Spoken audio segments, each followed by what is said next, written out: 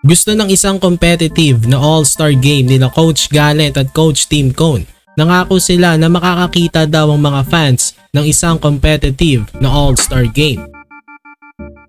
So nitong Sabado na nga ang 2024 PBA All-Star. Nasa Bacolod na nga ngayon ng mga players na kasama sa event. Bukas gagawin ng skills challenge at 3-point shootout.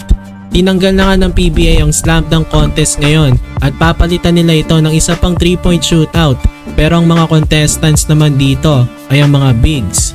So bali dalawa na ang 3-point shootout, yung isa para sa mga guards at wings, yung isa naman para lang sa mga bigs.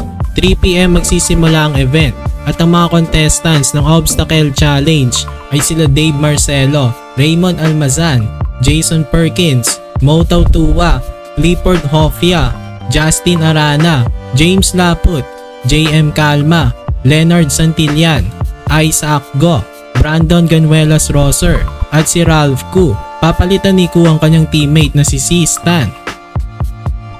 Sa 3-point shootout naman ng mga guards at wings, didepensa ni Polly ang kanyang title at ang makakalaban niya ay sila Maverick Angamnisi, James Yap, Alex Stockton, Chris Newsome, Robbie Herndon, Arvin Tolentino, Ken Toffin, Andre Carakut, Javi Gomez Deliano, Calvin Optana at si Marshall Lassiter.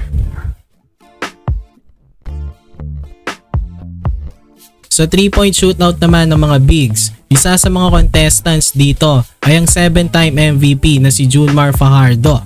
Papalitan niya ang kanyang teammate na si Motaw Tua.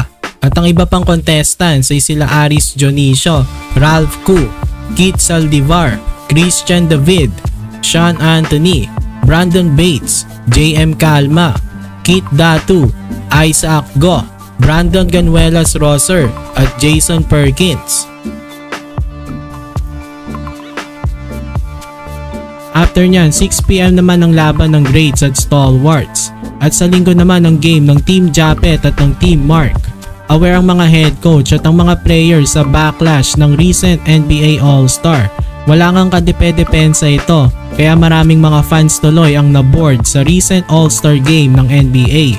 So alam nila Coach Tim kung ano ang gagawin nila para maging entertaining ang All-Star ng PBA.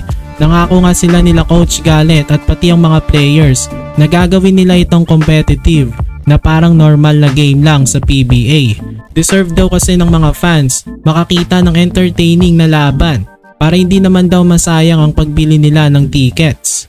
Dahil nga dyan mukhang magiging magandang laban ng Team Japet at ng Team Mark.